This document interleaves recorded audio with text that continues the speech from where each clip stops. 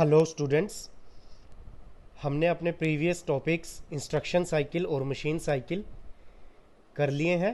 Next topic है हमारा T states, या इसको हम क्लॉक साइकिल भी बोलते हैं या क्लॉक पीरियड। टी मीन्स होता है टाइम पीरियड, या हम इसको टाइमिंग स्टेट भी बोल सकते हैं। बेसिकली टी स्टेट या क्लॉक साइकिल या टाइमिंग स्टेट होता क्या है? देखो, कोई भी इंस्ट्रक्शन होती है उसको हमें एग्जीक्यूट कराने के लिए कुछ ना कुछ टाइम पीरियड चाहिए होता है, और उस टाइम पीरियड में जब कोई सिंगल क्लॉक उस इंस्ट्रक्शन को एग्जीक्यूट कराएगी और उसके लिए जितनी फ्रीक्वेंसी चाहिए वो हमारी एक टी स्टेट कहलाती है।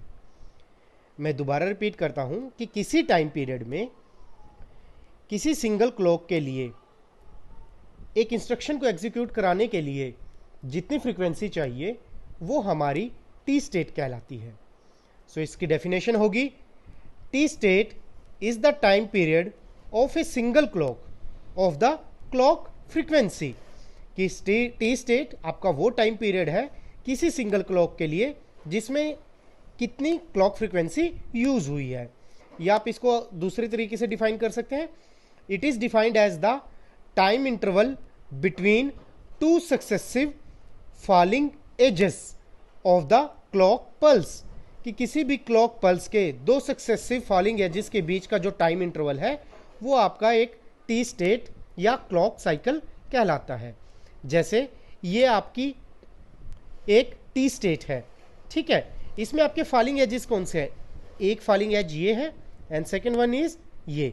तो इनके बीच का यहां से लेके जो यहां तक का ये आपका एक टी स्टेट या क्लॉक साइकिल कहलाता है, ठीक है।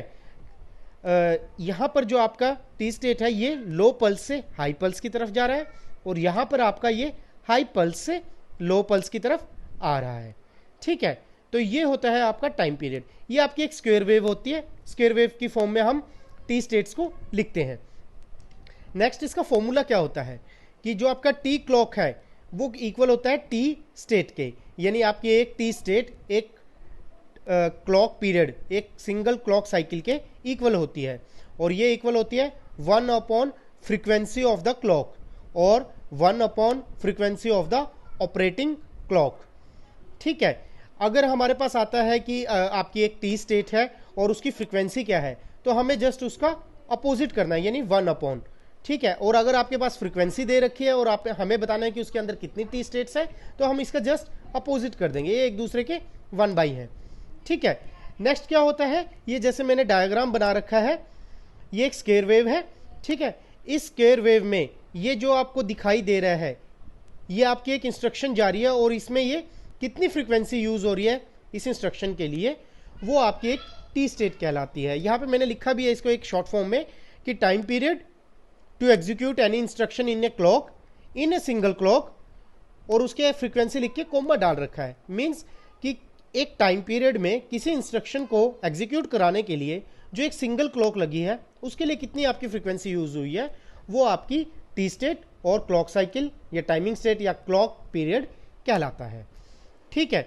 सो यहां से एक चीज और आती है कि number of T states makes a machine cycle.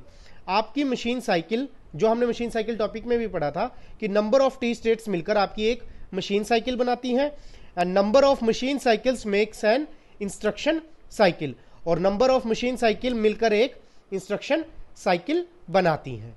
सो ये टॉपिक था आपका टी स्टेट का।